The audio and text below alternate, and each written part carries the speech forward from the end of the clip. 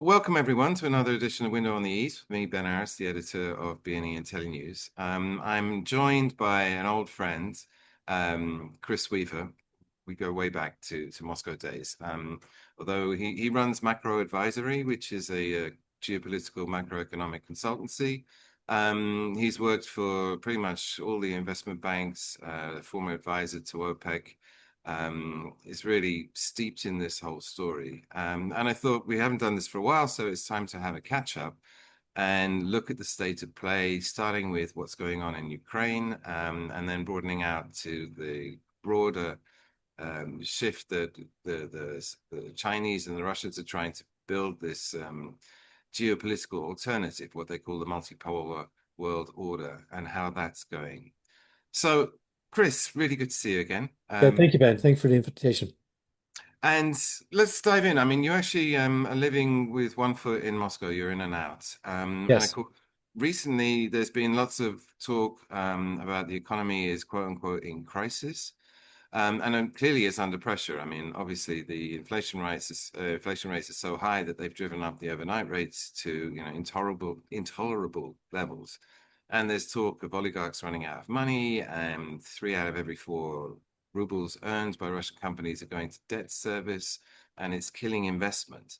And so these are problems. And Nabulina, the governor of the central bank, is working on it. Inflation is starting to come down now. But you live there. Is it actually in crisis? Do you see it on the street? No, you don't. There is certainly no evidence of any crisis in the economy or in people's kind of living conditions. And I've lived through plenty of economic downturns in Europe and in Asia through my career, and this doesn't feel like it. There's no sense of crisis in Moscow. The shop shelves are pretty much as fully stacked as they were. There was a period in 2022 when there were certainly empty shelves, but that was corrected by late 22, early 23, and remains the case. And also people are not talking about economic crisis. They're not talking about economic concerns, which would, typically normally be the case when there is a downturn. And I would have to say that, life continues as normal. You do have occasional kind of aberrations or outliers as well, and these get picked up a lot in international media as examples of the economy in crisis. For example, 2 years ago, there was a spike in the price of eggs, which led to headlines about the economy in crisis. Then last year there was a headlines about the price of butter, and Mm, this silly story about butter being put under kind of armed guard, kind of almost people are stealing it, again being yes. used as an example of crisis.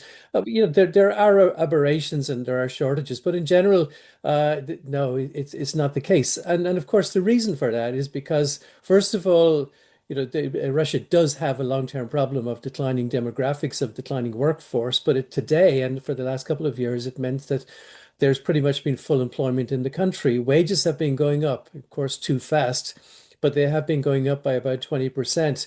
And they've been If running ahead of the inflation. I mean, people are saying, oh, yes, inflation's 10%, but about 10%. real Yeah. wages are going up like 12%, aren't they? Yeah, exactly. So, people have had plenty of money to spend, that's still the case. So even now, as we see the action by the central bank and by the government generally to try and cool down that pace of Mm. economy, it's still not affecting kind of, people in Russia. And so there is the But before discussion you go about on, can I recessions out. ask you, isn't this Hmm. a case of bread and circuses, in so much as Putin's gone out of his way to shield the public from any effects of the war?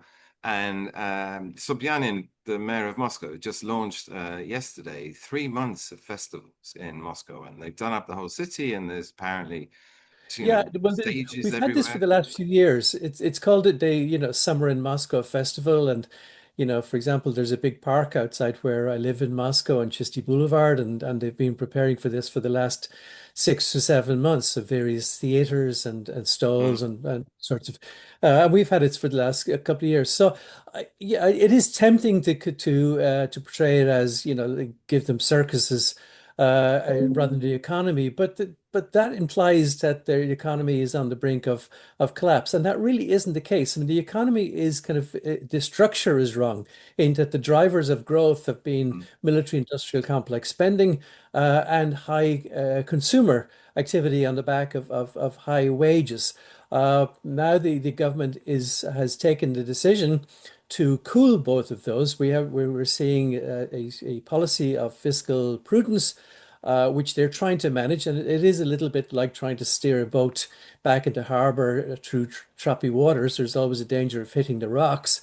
But they have decided that there will be a period of fiscal prudence, and the central bank, of course, since last September with the high interest policy has been trying to Yeah. cool the economy, and both the government and the central bank have been maintaining the same line, which is that the Well, and growth it's rate of working though, isn't it? I mean, 2024 has been too high. Sorry, inflation's already fallen from yeah, 10% it's to nine they, point they four. have it is a little bit of taking the extreme measures in order to cure the patient, or in this case, maybe to prevent the patient from getting worse or getting sicker. So they have, the 21% high interest policy, which, as you said, the introduction has led to huge complaints from business and a Yeah. decline in investment. But the central bank persuaded the president that this was the necessary extreme action in order to cool what was an overheated economy. And do bear in mind when people talk about the decline in the economy right now, the context is important. And the context is that you've almost had 4% growth in each of the last couple of years for reasons that were unsustainable. So the economy is cooling down to half that rate, but it's still going to be about 2 to 2.5% this year, which is pretty good on a global scale. Now, That's Europe as well. yeah, the central bank basically said last year that if they didn't take this action with a high interest rate and focus on inflation, but also mainly, looking to cool down the what they described as overheated consumer spending in areas like auto sales, which were at a record last year, and other discretionary spending, then that could lead to a bigger crisis later. So this is very much a deliberate government action, which so far appears to be working. Now, as we heard at SPIEF in St. Petersburg recently from the Economy Ministry and the Finance Ministry and the Central Bank, there is, of course, the danger of excessive intervention, which could Mm. lead to kind of overcooling, etc. So yeah, it is a delicate balancing act they're involved in. But what you can say, the bottom line is that there is no evidence of any major economic strains in kind of like in daily life in Yeah. Russia, certainly in key And industries, complaints, etc. But daily life could, and it really doesn't feel, the same way as an economic downturn or crisis as you see as we've experienced over the last number of to what decades. extent does Putin have Nabulana's back? Because you mentioned Spieth and the Yeah, closely watched economic session there where you had Nabulana and Silyanov, and yeah, there was talk of recession from the economics minister, and Shokin, the chair of the RSPP, the oligarchs or big industry lobby group. They're up in arms. They're putting lots of pressure on Nabulana to cut, and sure. she made this 1% cut, which was symbolic, but that wasn't expected, that cut, and it looked like she was caving a bit. But there is a rebellion or a huge argument going on, and Putin, as far as I can see, he trusts Nabulana and he's letting her do her stuff, Yeah, right? no, 100%. And look, and just as an aside, it is interesting that there was so much public discussion about the dangers in the Mm. economy, the risks of recession, the decline, the dangers of getting the strategy wrong at so public at SPIEF. And SPIEF, you would normally expect to be the venue where President Putin, the Kremlin wants to talk everything up, wants to portray as positive a story as possible, tell everybody that everything is great. But there was a lot of discussion about the problems, the risks of the economy and the problems that the country faces kind of post-conflict and the recovery phase, which was,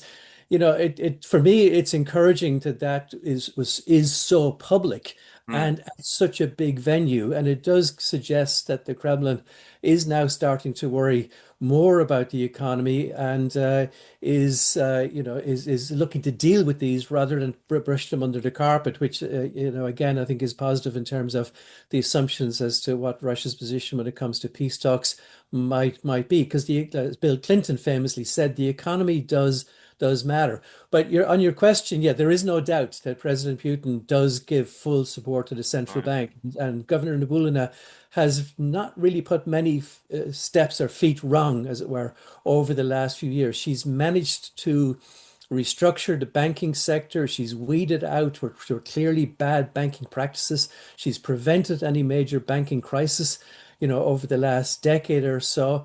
And her high rate policy, which she certainly needed Putin's full support in the face of this opposition, is working into that. We have now see inflation has peaked, and also this runaway consumer economy where people were borrowing like 100% growth rate in auto loans to buy cars and areas like Mm. that. That has also cooled, which is very positive for in terms of economic stability. So she certainly is one of the stars. But in general, one of the reasons why I always tell people what Russia has survived sanctions so relatively well, is because the country has a very, very strong economic management team. Yeah. That management team has the full support of the president because it is very important when it comes to talking about Putin. He certainly focuses on security, of course, as we clearly know, This but he is very concerned about economic stability because this is economic going to stability is the be bedrock of his public support. This is going to be painful. The analogy I like is what's going on is like, Bullen is flying the plane Mhm. and the throttle is stuck on full military spending and she can't touch that. She won't be No. allowed to reduce that. Well, So yes what and no. There has been a let me finish. Let slowdown me in finish. payments. What So, she's attempting to do in order mhm. to land the economy is bring it down without putting the landing gear down. So she's crushing what bits of growth she can, what bits of credit she can. And so there's Yeah, clearly going to be damage done to yes. Russia in the I process. think that's very clear, and you're absolutely right. Well, I was conscious always to make sure when we're talking about a positive story, you're absolutely right to highlight the negatives as well. The negatives are building, and we've mentioned the demographic decline, which to some extent is actually, saving the economy because even if the economy is a hard landing and now is cooling down, you do not have, the normally associated high unemployment or people losing their jobs. Mm, Unemployment rate is about 2%. And with the government's kind of stricter control over migrant workers from Central Asia, their problem that Russia has is a shortage of workers. So you're not going to have that side of, mm. of the problem. You're not going to have social problems, which are normally associated, and therefore you probably won't have domestic political problems. But there's no doubt that on the economic side, the longer this conflict goes on, then the greater these problems will be and the more difficult they will be to deal with. And we're starting to hear that also from people like First Deputy Prime Minister Denis Manturov, whose role appears to be how to address localization and economic recovery and attracting key industries post-conflict, because there is a lot of discussion about the problems that Russia is facing and will have to face the longer this conflict goes on. But Yeah. I'd like to paraphrase Churchill's famous phrase, but in the case in Russia, is a country that usually does the right thing when there's absolutely no other choice. And it's in a lot of these, areas where these problems, for example, demographics, the lack of technology or equipment base at home, these are problems that have been massively exposed because of sanctions, and they will have to be dealt with. And I think they will be dealt with, but it won't be quick. It'll be Would certainly you a long would time. you say it's fair that I mean the thing is this landing that she's trying to do without the landing gear, which will stop the plane. I mean, get it Yes. down. But there's a possibility of a complete plane wreck here. Yes. However, I think you probably agree with me that we have a lot of confidence in Nabulana's skills and that she's going to do it with the minimum damage because she's proved herself to be such a good pilot. Yeah, and it's not just her. Remember, it's the finance minister Silovanov and Reshnikov in the economy ministry. I mean, there's a team of people that have shown very strong competence. And the important thing to bear in mind, despite President Putin's reputation globally, is he does seem to understand at least the basics of the economy. And what he clearly understands is that an economy that's in trouble will lose him public support, and that completely undermines his position. So, if for example, he gave the support for the high interest rate because inflation appears to be one of those issues that keeps him awake at night. I remember working for an oligarch many, many years ago on the banks, and he would always preach that. He said President Putin has a fear of bank failures and inflation because he's lived through both, and he knows that's what will destroy the political system. So he at least understands the basics and gives them strong support to try and avoid those problems. But when the plane lands and you assess the wreckage, there's clearly going to be a lot of done work needed to be done to repair, and that's a different story. To switch tack slightly, I mean, you mentioned that the fundamental problem here is military spending, and the war going on is the cause of all these problems, and a solution would be to stop it. So news was out this morning or from last night, I think. Trump definitively said no more Patriots, no more air defense for Ukraine. And that's basically thrown Ukraine under the bus. Zelensky's been running around trying to get more defense. There was a barrage started in May, and the same as what happened last year when they ran out of air defense missiles. The skies were open. Russia immediately destroyed the entire non-nuclear generating capacity. And here we are again. They just shot down an F-16, and that was up there because it was trying to shoot down missiles because they didn't have enough Patriots anymore. And there aren't any. The America's running out. The Europeans have Yes. used up their stocks. And Gideon Rachman, the lead writer at the FT, came out with a very dark op-ed saying, look, basically this war could be over in 6 months. We've been skeptical from the beginning, from the end of the first year, but it seems to be public. The mainstream press are also like looking at this is not a good situation. Without that defense, do you think Ukraine they're going to lose this war? People are actually talking about that behind closed doors. Well, I think my impression here is, first of all, I think the reason the US has woken up to the fact that it cannot be everywhere, active everywhere at the same time. Even it's the biggest military and economy in the world. There are still restraints, especially in an age where technology and sophisticated weapons like Patriot, etc., matter more than, say, numbers of troops. And what we hear that the first wake up call, or the first kind of message from the Pentagon to the White House about this came actually when with the conflict between India and Pakistan. The US was blindsided Mm. on that, and two nuclear powers. I think that was a big wake-up call. And then, of course, the continuing supply to Israel, which, of course, is by far the greatest priority for any government in the US to support Israel, and now with Iran. So I think that it seems as if the powers that be, i.e., the military and others in Washington, have simply accepted the fact that they cannot continue to give the same level of support to Ukraine and fulfill what they see as their obligations in the Middle East and elsewhere. So they need an end to this. My There view is, is no, and we tried yeah, Trump pushed really hard from February to get this yes, ceasefire, and then Zelensky dug his heels in and said like no giving away sovereignty, and sure. Trump was basically echoing Putin's points, and that was one of the major ones. But does this mean that they've walked away completely, the No, US? no, I think they've walked away for a while, it seems. And Trump did say that. His analogy of the schoolyard, sometimes you're better off to let them fight it out and then come in later. And it seems as if, how would I say, it seems as if Trump has decided to take a break from Russia, Ukraine. And I guess that means that he's letting Russia get on with it, maybe through the summer, certainly with less equipment being supplied to Kyiv in the next couple of months, and Russia engaged in a summer offensive, then Russia's position should certainly be stronger by the end of the summer. But as we said earlier, the Russian economy will not be stronger, will probably be a bit weaker. And with a big budget deficit of 1.5% at the end of April, and looking, there's only about $36 billion of liquid assets left in the National Fund. Russia's economy will start to look weaker in terms of ability to fund the war coming up towards the end of the year. And I think that's the basis of my view of what happens is that Russia's economy will start in terms of resources, to continue the war and to maintain economic stability, will become more under strain as we move into the autumn. Ukraine's military position looks set to deteriorate. And I think that's when Trump, perhaps we expect the US Yeah. to come back in with this mixture of threats and incentives. And what we hear in Washington is that when he comes back with that mixture of threats and incentives, in other words, more and tougher sanctions or sanctions easing in the case of Russia, then that there'll probably be more of a receptive audience in Moscow than has been the case. So again, we know it's always easy to remain completely gloomy with no end, and it's easy, Yes. to look for a It's solution. But it's depressing, isn't it? yes, I mean, the Russians now have, like, if the skies are open, they can just pound it with missiles, which they're doing now. In, the yes, barrages we've had now are the biggest ever.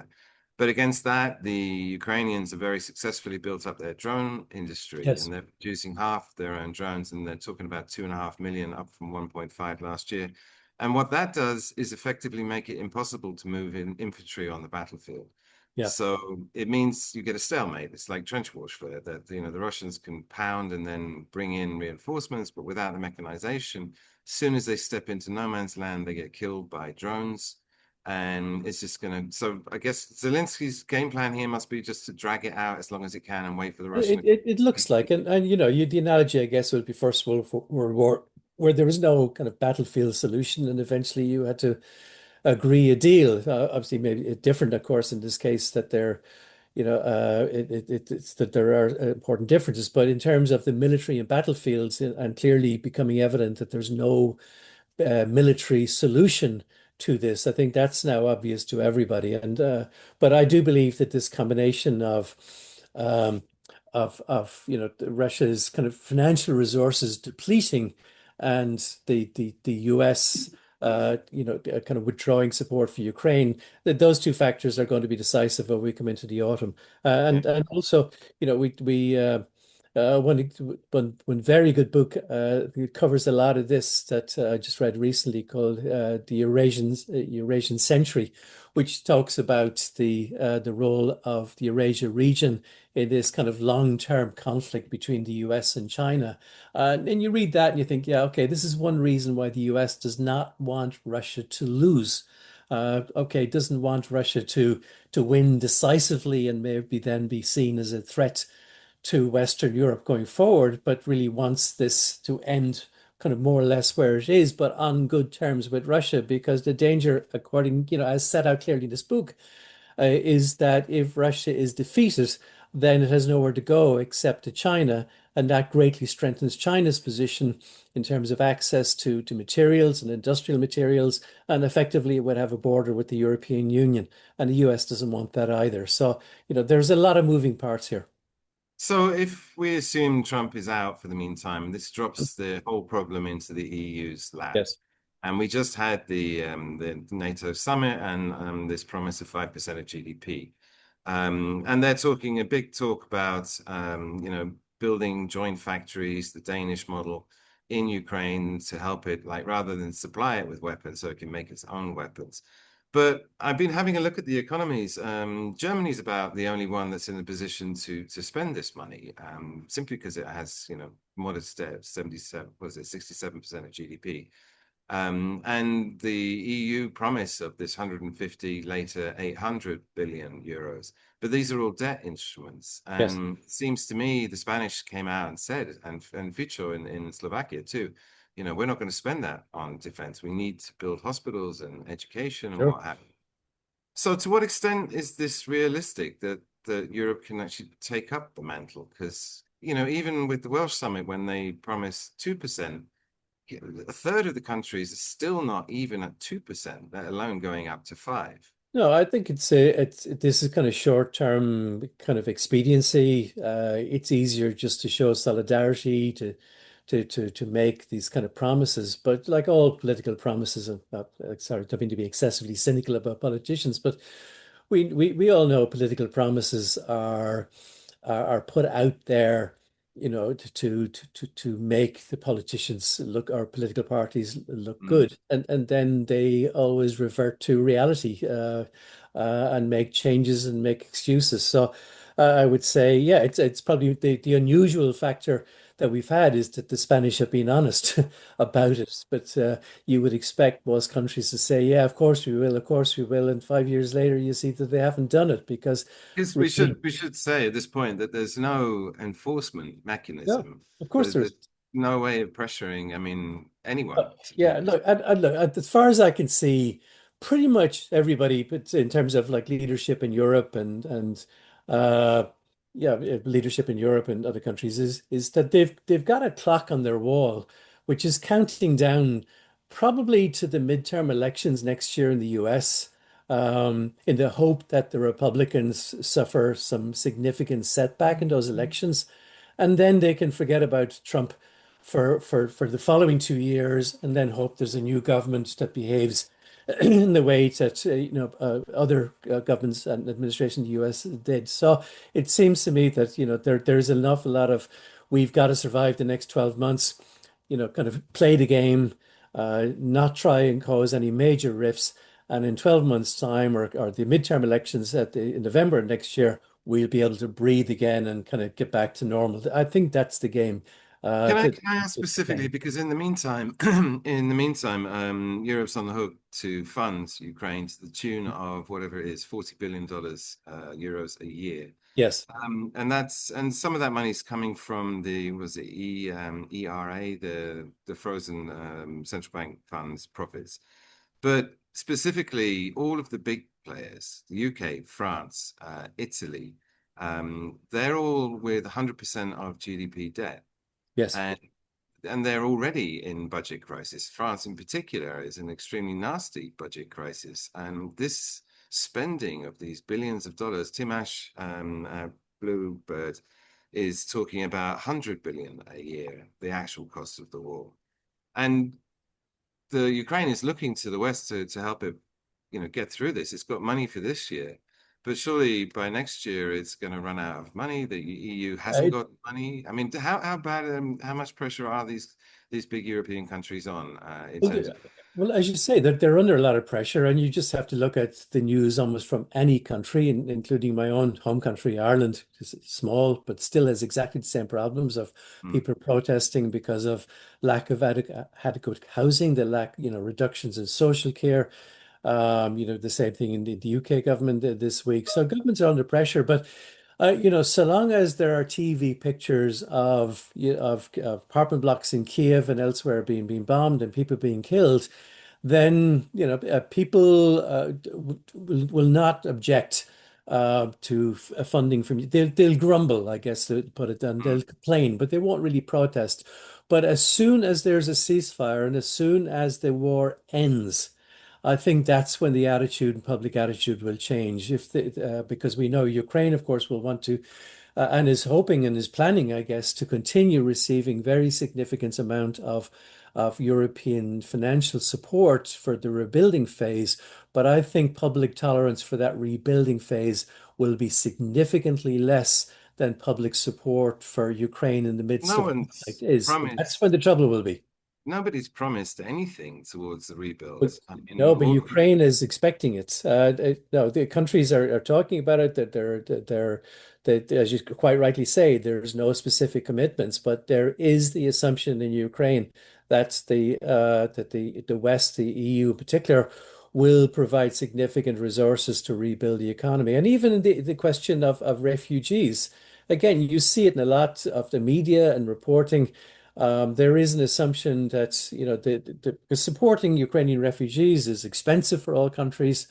There is an assumption that they will all go home as soon as there's a peace deal and that funding will stop. But what happens if they don't want to and they want to they stay where don't. they are and they want to continue? I mean, there's a lot of these kind of social political issues are, Mm. are there in the wings, and the next phase will be triggered with the peace. It for good reason. It's often said that winning the peace can be more difficult than winning the war. I'm And actually I think very that's pessimistic about that. I mean, they had the reconstruction conferences, and 2 years ago they floated the idea the private sector will pay for it. But you look at the numbers, the World Bank's talking 526 billion of damage.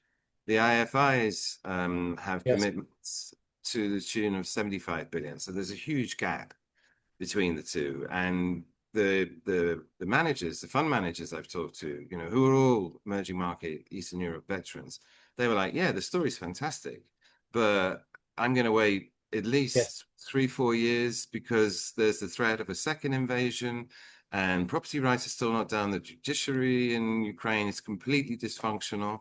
You go to Moscow and you have the arbitration court, which works. You have contracts that more or less work, and all of that is missing in Yes. Ukraine. And they're No, we like, hear the same thing from, we deal mainly with corporations, multinationals, mm, in different sectors, and it is pretty much the same story there. Obviously there are some exceptions. Again, to say on the Irish side, Kingspan, an Irish company, is building a big factory, but they're involved in construction, so they will be, kind of first wave in the infrastructure rebuilding, mm, repairing roads, etc. But other industries, it's exactly the same attitude, is that, we'll take our time, we'll wait to see how it goes. In other words, the majority of companies will wait to see the recovery process starting and working, and then they'll jump on and it will accelerate.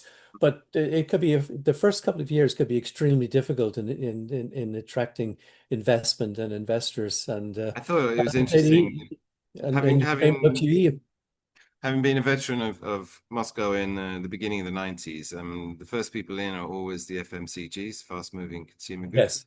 And we've already got a beer factory, Carlsberg, and a cigarette factory, Philip Morris, already built.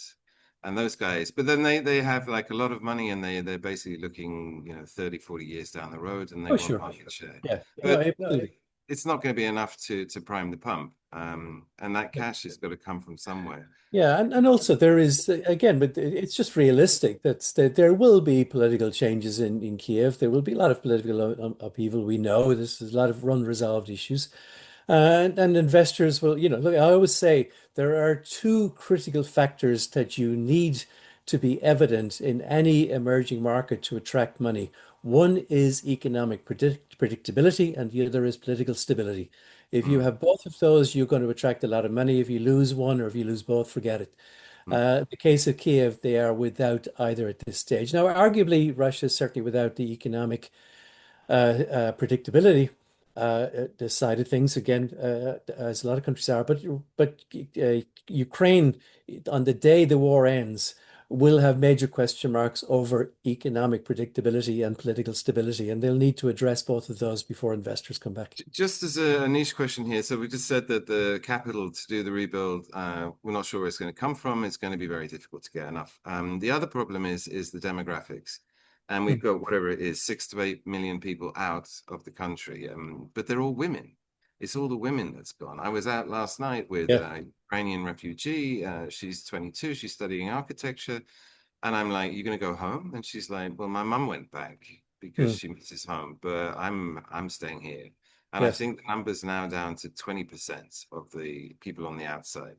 Moreover, you've got people like the Poles and the Germans, they're actually keen to hang on to Yeah, of these course. people Yeah, because they need exactly. the labor. Yeah. No, I don't And think it's to but be an issue. Yeah. with the Some, demographics yeah. collapsing, the UN's talking about population falling to 25 million. Well, it's Can you possible. I mean, it's a lot of guesswork at this stage, but you're right. The assumptions that assume, sorry, any assumption that the population will quickly recover and you can base your activity and your numbers off that are simply wrong. Now, as mm, to what the right numbers will be and how long it'll take to get there, it is completely unknown at this stage. mm, But you're right. We all know these stories. Again, to say, go back to a small town in the middle of Ireland, we know that there are a lot of Ukrainian people. Again, I say women and kids. But they're setting down roots, and I was telling my brother a couple of days ago, and he was talking to one family like that. And then she told him that her husband will join her as soon as he's able to. It's not a mm. case of, well, she'll go back and join him and rebuild. It's like, no, he's coming. So yeah, there's an enormous question mark over what will be the workforce demographic, and it's just one of many uncertainties, all of which, as you say, if you're a multinational company or if you're an emerging market investor, it leads you to the same conclusion: is wait to see how it pans out, and I think that's what will happen. There will not be a rush to the door, except for companies like Kingspan or others that are going to be involved in infrastructure rebuilding. Yeah. To broaden things out, so the sanctions regime has been extreme. I think 30,000 altogether on Russia, and it didn't work. Like you said, Russia's been growing at 4%, which actually makes it from the major economies one of the fastest, strongest growing countries. And what Putin had done is they were already friendly with China, and everyone in the beginning was saying, "Oh, it's just going to be Russia's going to be a raw materials warehouse appendage to China," but that's not happened. In so much as Xi and Putin are aligned because what they see, what maybe Putin successfully sold to Xi Jinping, is that we're under attack by NATO, the West. They're bullying us. They're using their weapons, and that we, the global South, need to unite. Hmm. In because we're second-class citizens in the global scheme of things. You've got America and Europe, and they're sanctioning people and dictating to us and saying, "Oh, you have to have gay pride, you have to have gay marriage laws, and we don't want to do that." And they sanction us when we don't. And yet, America's gun control laws are out of control, and nobody in Europe ever criticizes. So they're saying there's a double standard here, and it's actually going quite well. Hmm. Um, the For me, the standout was Indonesia, which was talking about becoming a BRIC 2 years ago, but then dithered, sat on the fence, wanted to see how things have gone. And then they're the latest edition, having joined in January. And at the NATO, the G7 summit just gone, the predecessor president went to the G7 meeting, and this time the president skipped it and was guest of honor at SPIEF. And Indonesia is the fourth biggest country in the world. And so this whole like global Yes. south thing is going well. And this was all shown into sharp relief by the recent hostilities in the Gulf. And there's another direction where Putin and Xi Jinping are making big inroads in the Middle East. They're also like rife throughout Africa. And specifically with the Gulf, I mean, Iran has been sort of ostracized, and Putin hasn't been able to help Tehran directly. But I think part of the reason he was holding back to some extent is that he's still holding out for a deal with Trump, or Trump brokered deal. And so he couldn't like reverse the flow of the drones and start sending them from Russian factories back to Tehran to drop on Israel.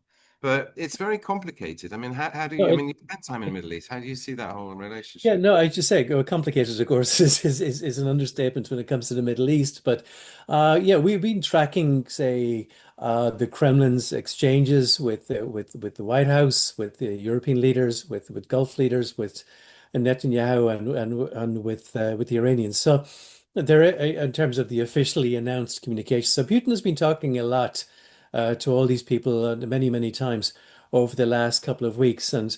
The way we describe it is not so much as an intermediary as a go-between, in the sense that he can talk to everybody on the circuit and relay messages and perhaps be involved in somehow or other brokering a deal, but rather an intermediary, and that appears to have worked. And I think you're right. Perhaps that's one reason why President Trump has backed off criticism of Russia, appears to be going easy on Russia, is because the Kremlin has had a role in maybe tempering the reaction of Iran, of maybe cooling the potential escalation in Iran. For example, we do know that the Iranians, sorry, that Russia had a role in kind of arranging the Iranian kind of missile strike in Qatar. I mean, it was kind of arranged like, for 3 o'clock in the afternoon, it'll fly this way and it'll hit this sand dune.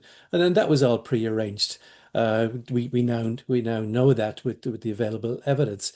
And then the other important thing is that the agreement that Russia has with Iran, it's purely trade and investment cooperation. There is no provision whatsoever for any military support. Yes, Iran has been sending drones to Russia, but Russia is now largely producing those drones domestically using Ukrainian designs. There was a technology swap, wasn't Yeah, the there? technology swap, but there's no provision for Russia to intervene on behalf of Iran or vice versa in the event of a And military. interestingly, there is a security agreement, an Article 5 type arrangement with North Korea, and Yes. specifically the strategic relationship they signed in January with Tehran. was trade and investments. Yes, trade investment. Again, aligned with the fact that Iran has a free trade agreement with Eurasia Economic Union, which by default means it's got a free trade agreement with all of the Central Asian states Mm. and some others. And also, Iran, as of January, is a full member of BRICS. So the agreement that Russia has with Iran is aligned with that kind of BRICS membership, EAAU, and but nothing more. I mean, frankly, it would be downright crazy for any country to do a defense cooperation agreement with almost any country in the Middle East, Mm. because you never know it's going to blow next. So no, it's not a case that Russia was supposed to intervene and didn't. It simply was not obligated to do so. Instead, appears to have chosen this role as some sort of a go-between and try to work a deal. And the evidence of the last couple of weeks is that that appears to have worked.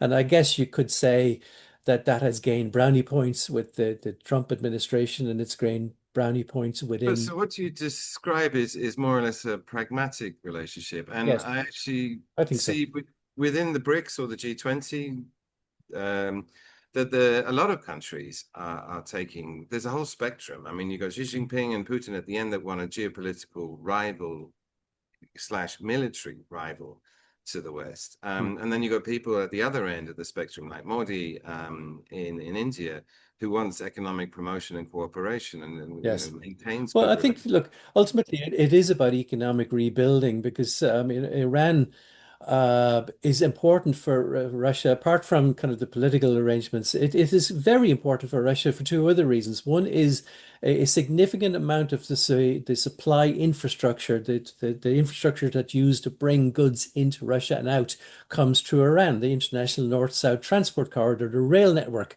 that connects St. Petersburg all the way down through Kazakhstan, or some cases by ferry across the Caspian through Turkmenistan into Iran. Currently, the port of Bandar Abbas, which is a deep water Gulf port, and also just across the water from Dubai. That's a major source of supply for Russia, and has been since Western borders were closed. So they don't want that to end. And secondly, Russia. It seems to me that Moscow's long-term plans for rerouting gas. I mean, nobody expects the gas volumes to go back to Europe, perhaps a little bit better than it is today, but nothing like what it was. Russia clearly has its sights on sending gas southwards. I mean, ultimately, India will be the prize, and therefore using a gas swap with Iran, which has been discussed a lot, either to supply gas for an LNG plant in Oman, or even a direct pipeline down to Mumbai, which is not technically impossible. But Iran is really important. When you look at the map, if you look at Russia wants to go south, Mm. Iran is the critical piece on that map. So Russia wants Iran, kind of doesn't want Iran to be a country where it simply cannot deal with, or it doesn't want it to be destroyed, or it doesn't want it to revert back to some sort of like a no-go territory. Quite the opposite. Russia would very much the JOSPA deal to be put back on for Iran to be rehabilitated, because that's a big part of the long-term Russia recovery story and a big part of the BRICS story as well. And what role does oil play in this? I mean, the recent spike in prices, the Kremlin are like, hurrah, because, oil back up to $80 and they have a budget problem Sure. and suddenly extra cash, although it's not going to last. No, it's not. But I think that that spike in oil just reminded, I guess, the US and Europe, I guess, even though they haven't said it out loud, but it certainly will have reminded the big consumer countries that there is a risk to supply, and that they really, can't afford to, push Russia out of the market and then lose an Iranian or a Gulf supply or the Straits of Hormuz. It would destroy the global economy. So I think it's more the threat to the Straits of Hormuz in particular. I think is one reason why President Trump simply was not interested in talking about a lower price cap at G7, or a tougher enforcement against the ghost tankers. I wasn't interested because the US wants Russian supply to continue, because there is a continuing risk of supply in the Gulf. And it's far from over. The fact that we're relatively quiet today doesn't mean that that will not be the case in a Yeah. month's time. This is a very, very fragile situation, and it could blow The at um, any point. the So, no, I Iranian think it helps. parliament, Hmm?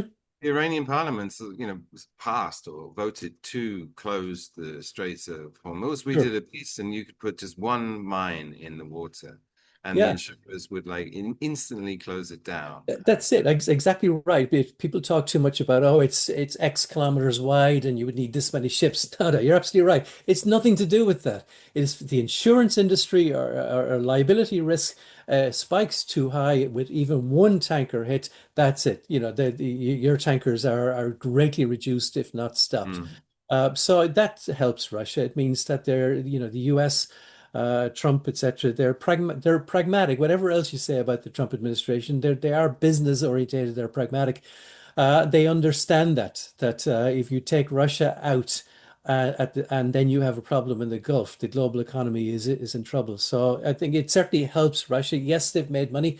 And this is, as I say, going back to what I said earlier, I do believe that one of the pressures that's building inside Russia that could lead to Russia more willing to sit down and talk and maybe make some compromises to reach a peace deal is because their financial pressures in the budget are growing. We saw at the end of May, the budget deficit was 1.5% of GDP. They mm, cannot afford to fund that for more than 2 years. There simply wouldn't be enough money to do that. Now, that's probably the worst of it, 1.5. There will be an increase in in non-oil taxes in the second half of the year as the tax changes kick in and people pay more income tax, etc. on this scale. And in general, that's one of the success stories of the Russian economy is that, there's still far too many people who write about Russia who talk about almost 60% of the budget being dependent on oil and gas, when the reality is it's now about 25% mm, because the economy has grown elsewhere and tax receipts in other parts of the economy have grown so much. So even in that 5-month period where the deficit grew, it's mainly because there was a 20% spike in spending, which the finance ministry say is smoothing out spending. We wait to see, because normally, as you remember, in Russia, there was always this big spending allocation in December. Uh, yeah. and And but they've changed that as a they're result. changing that, yeah. So you wanted that spike. But there was a 10% increase in non-oil tax receipts in that 5-month period, which the finance ministry expects to grow more Mm, in the second half. And the other thing, which is kind of, to me, is a bit inexplicable, and I'm still scratching my head as to why they have the ruble so strong. I mean, I can understand that a bit from May. The strong ruble makes the country look good. President Xi is coming, the optimism in the May parade, people go on holidays. But the strong ruble is badly damaging the budget.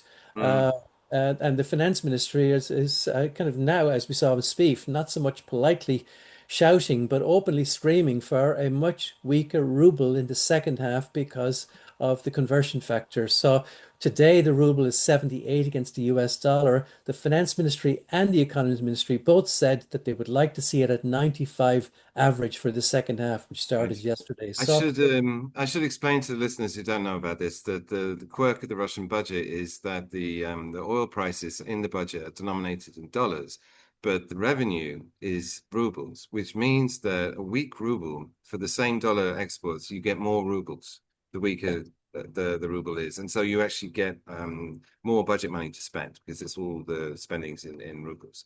So yes. the strong, and it also depresses exports such as they are. So the strong ruble is actually a problem. Um, I mean, before we leave this topic, the Strait of Hormuz, I mean, now there's a ceasefire in place. Mhm. That whole threat has basically gone off the table, isn't it? Because my impression from Tehran, we have a bureau there for 2 years already, and talking to them, they're saying, look, at the end of the day, Tehran is very pragmatic and it wants, above all else, to have sanctions lifted and was Yes. perfectly willing to do a deal.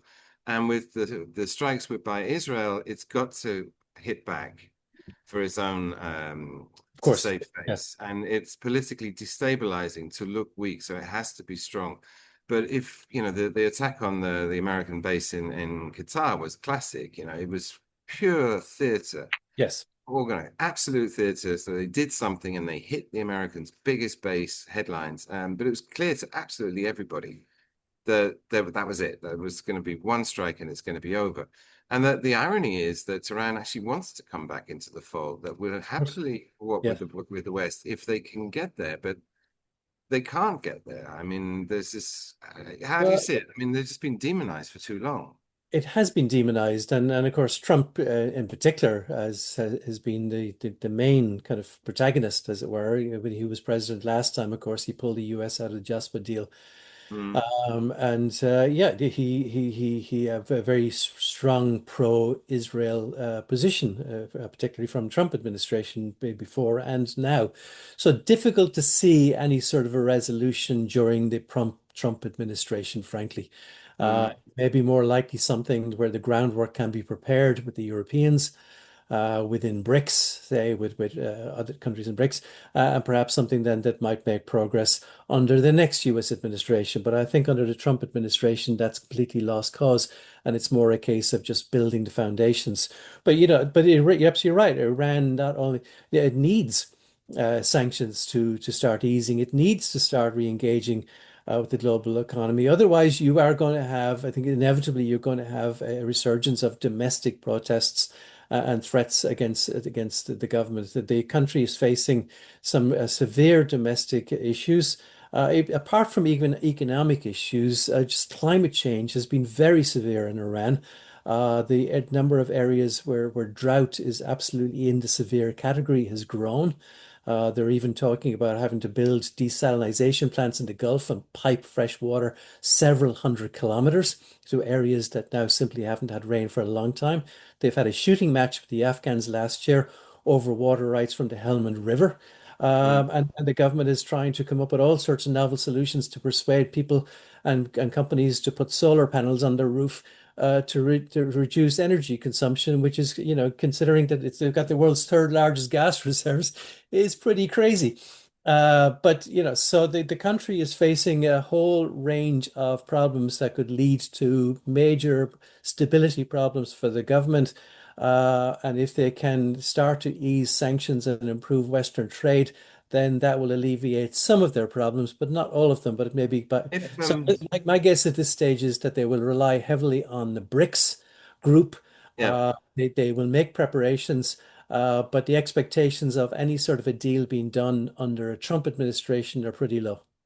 Let me ask, because this leads into the last topic that I want to cover, but specifically in the Middle East, there's been a lot of changes, and in particular, MBS from Saudi Arabia, the Prince, the Crown Prince, he's been playing an increasingly active role. And one of the ironies of this whole war Putin started was that he went into it saying, we object to the unipolar world, we want a multipolar world. And actually, he's got what he wants. The America's hegemony over the rest of the world has been broken, and it's now breaking into blocks. You've got an Asian bloc; they're all been forced to cooperate more. You've got the Russia-China bloc that's now, living in each other's pocket. And in the Middle East specifically, given all of this that's going on, MBS played an important role in starting the talks between the White House and Iran. Yes, He's also Syria was readmitted to the Arab League, and they seem to be trying to better coordinate sort of mini EU type thing. And you have all these other bodies like Eurasia Economic Union. I mean, to what extent Iran is being, because again, between Saudi and Iran, they also made up and restarted diplomatic relations. Chinese brokered that deal. To sure. what Yeah. extent? I mean, you lived in the Middle East for a long time. I mean, all of these changes, all of these rivalries within the Middle East, are they coming to an end? I mean, isn't this going to bring Well, Iran back to the fold?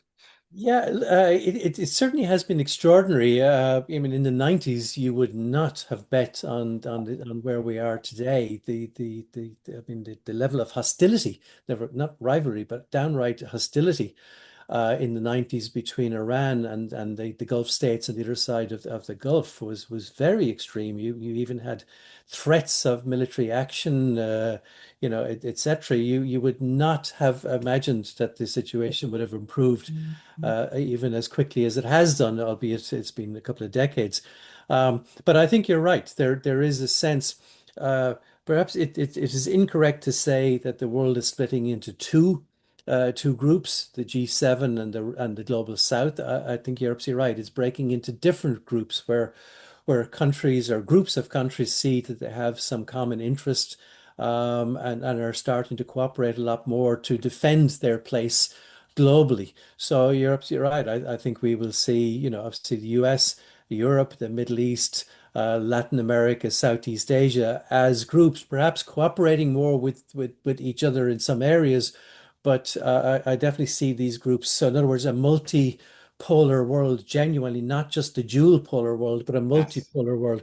And I think, yeah, this generation of leaders that we see in the Gulf, and Mohammed bin Salman being the highest profile, but it's the same. We've had a generation change in the Arab Emirates, in Qatar, in Bahrain, in Oman. Across the board, there's been a generational shift from older leaders that kind of, if you like, were there at the start when these countries first almost discovered oil and started to become countries.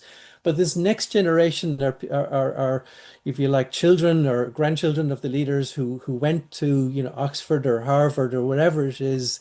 They're much more globally aware. They're much more comfortable in the global world, and they know they understand a lot more about their position and how to work in the world. So I don't see this as temporary. I don't see that, this will revert to US hegemony or that the Chinese will roll over it. I do see a very strong determination within the Gulf to act to coordinate, and working with Iran is a critical part of that, which is why, there is certainly evidence Yeah. of cooperation As between um those as a doors, last question, I'm but sorry, I've only no got a further few hostility. Yeah. I've got a few minutes left.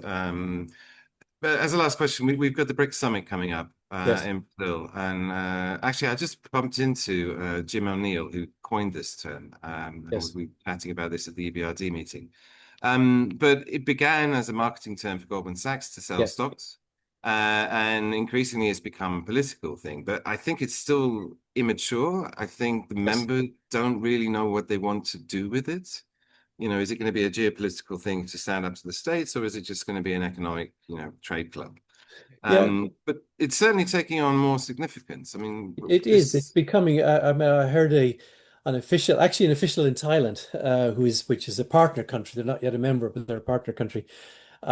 Described BRICS as something that has evolved from a lazy acronym to something with substance. Uh, Mm, and exactly as you said, it was a Jim and Neil coin marketing term. But now the member countries see this as something with significant potential. Now, nobody is saying this is it or what we've seen so far is all you're going to get. All of the countries that have talked about BRICS, from Russia to Egypt and other countries, they all see this as something that's going to evolve and that will represent their interests. Remember, one of the reasons why BRICS has now gathered momentum and gathered support, it's not just because of kind of economics. It's also a combination of factors. For example, the Indonesians, I think one reason Indonesia did not join the G7 and is or come from the BRICS is they are simply fed up to their back teeth being preached to mm, by the West over their environmental policies. You can't burn the tree, you can't do this, you can't do that. They are sick to death of that.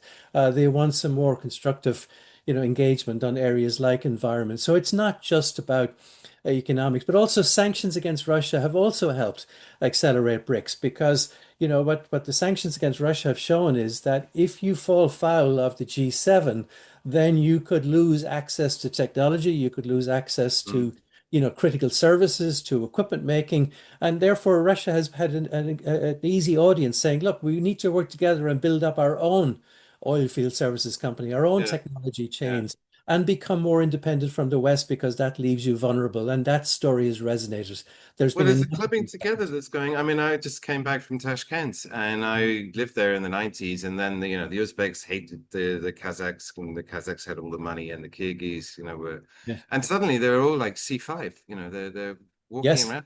We had all five presidents come here as a group, screwed Sure. up Berlin traffic for like 2 days because of this like massive motorcades. But it's like, everywhere you look, you see these groups forming.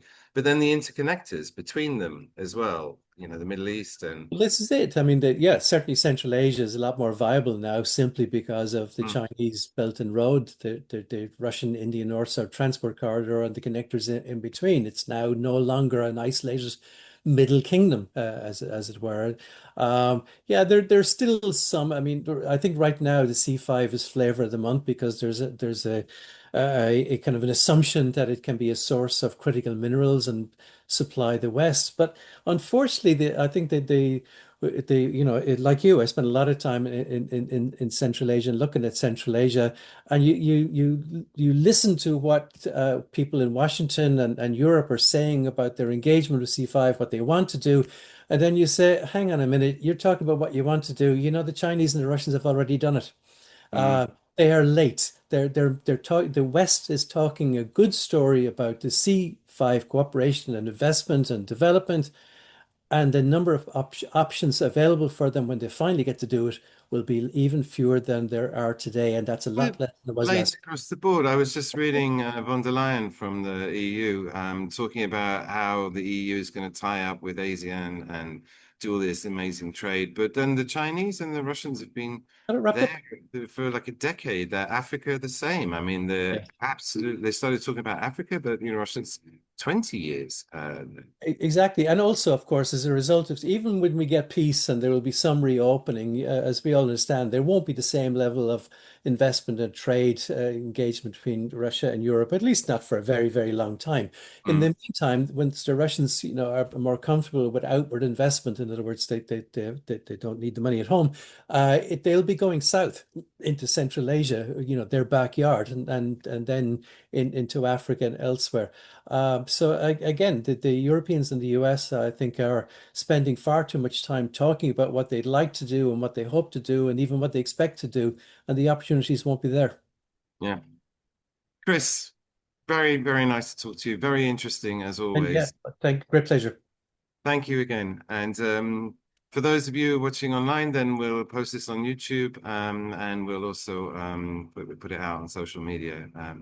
But as ever, great to talk to Chris. Okay, Take care. see you in See you later. Berlin. Bye bye. Ciao.